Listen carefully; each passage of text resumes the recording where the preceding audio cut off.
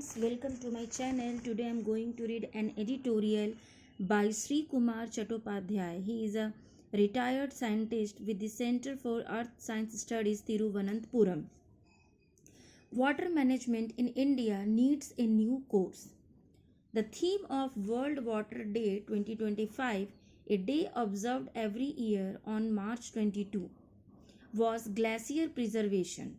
The year 2025 has also been declared the International Year of Glaciers Preservation by the United Nations. March 21 is World Day for Glaciers, observed for the first time this year, which also marks the beginning of a decade of action on Cryospheric Science 2025 to 2034.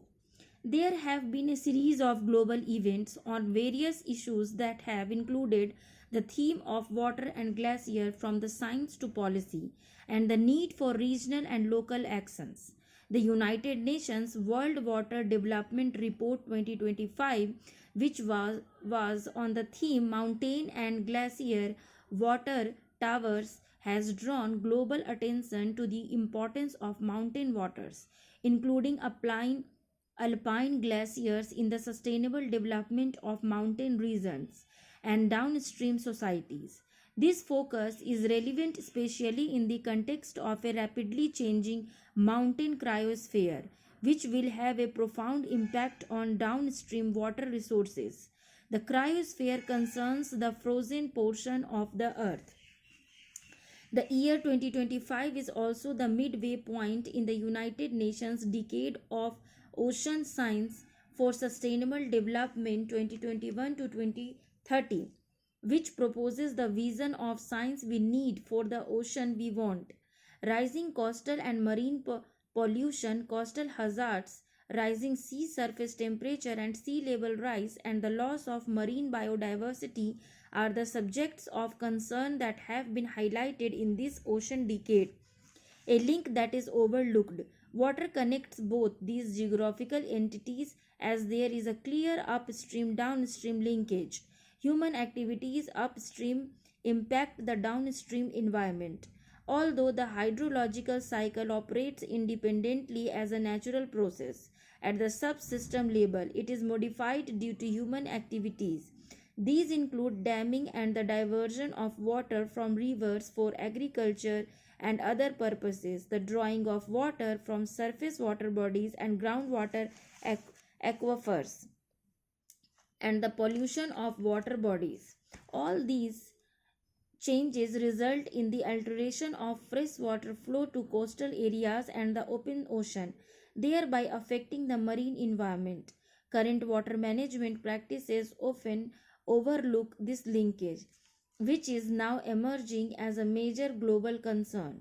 In recognition of the need for integrated land, freshwater, and coastal and ocean resource management, the concept of source to sea approach was proposed as a part of the Manila Declaration in January 2012. This declaration focuses on furthering the implementation of the Global Program of Action for the Protection of the Marine Environment from Land-Based Activities. Adopted by 65 countries, it proposed to improve cooperation and coordination at all levels to deal with issues related to oceans, coasts, islands, and their associated watersheds by applying integrated management such as reef-to-reef approaches, including by involving stakeholders and developing innovative solutions to improve or resolve identified problems. The Stockholm International Water Institute also launched the Action Platform for Source to Sea Management Initiatives on September 1, 2014. The aim was to help decision makers, stakeholders, and freshwater, coastal, and marine experts to connect, cooperate, and promote better practices, and also facilitate and enhance international cooperation. Since January 2025, the International Union for Conservation of Nature hosts this platform. The basic premise of the S2S approach is the understanding that the earth is unique system and that fresh and marine water system are part of a single continuum. This approach takes a critical view of current water management and governance arrangements which use different strategies for different segments of the same water body.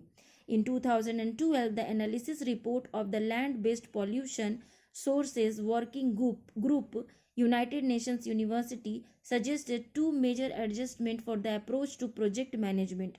The first was to overcome the traditional divide of water, or rather, the isolated consideration of rivers, aquifers, lakes, large marine ecosystem, and open oceans.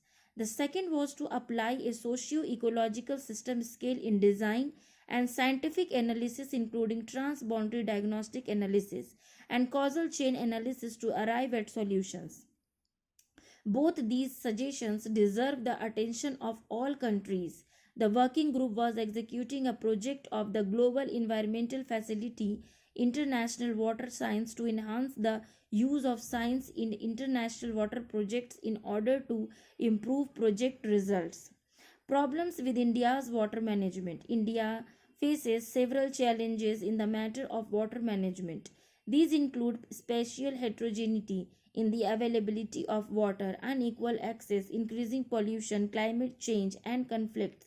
A Niti Aayog study 2018 reported that water stress might affect 600 million people with a likely loss of 6% of GDP due to water stress. The Aqueduct Water Risk Atlas of the World Resource Institute observes that India is one of the countries which could face extreme water stress, impacting agricultural production and disrupting the economy. In 2022, the Central Pollution Control Board identified 311 polluted river stretches of varying severity along 279 rivers in 30 states and union territories. India produces an average of 1.7 lakh tons of solid waste a day, of which around 53% is treated. A significant amount of untreated waste finds its way into water bodies. India uses an average of 60.5% of extractable groundwater resources, with states such as Haryana, Punjab, and Rajasthan reporting more than 100% use. Around 25% of groundwater assessment units are under various categories of risk. Over 60% of irrigated farming and 85% of drinking water are derived from groundwater reserves. Groundwater quality is also declining. Water security faces a growing threat. India's water management problems are a result of a fragmented and sectoral approach. Another reason is because rivers and other water bodies are often interstate and multiple political jurisdictions are involved in administering the same water body. There are four different governance systems to address natural commons such as rivers and water bodies. Private property owners operate on the local panchayat village governance commons. Local government operates on the state governance commons. The state government operates on the national governance commons, and the national government operates on the global governance commons. The challenge is to coordinate activities under different tiers, have them as a part of the nested governance systems, and devise as an appropriate water policy for the country. An approach on the fringes. The first national water policy was introduced in 1987. Subsequently, there have been attempts to modify and include other features. In 2015, a committee was constituted to restructure the Central Water Commission and the Central Groundwater Board to form the National Water Commission. In 2019, the Ministry of Jal Shakti set up a committee of independent experts to draft a national water policy. It has suggested policy recommendations to address challenges. States have also prepared water policies. Despite this initiative, the S2S approach has yet to gain the attention of policy planners. There are two case study initiatives being contemplated following the S2S approach. The first addresses the nutrient management of Delhi water bodies under the S2S platform, and the second is a proposed project under the S2S Future program to examine relationships between human settlement and the S2S landscape in the Indo-Gangetic Basin. It is important to have a shift in favor of the S2S approach, adopting a social ecological system framework for coordinated implementation of the freshwater and marine sustainable development goals 6 and 14. The focus must be on linking strategy 6.5 integrated water resource management and 14.1 land-based activities by involving all stakeholders, reducing the gap between science, policy and execution and facilitating innovative interventions. Thank you for listening.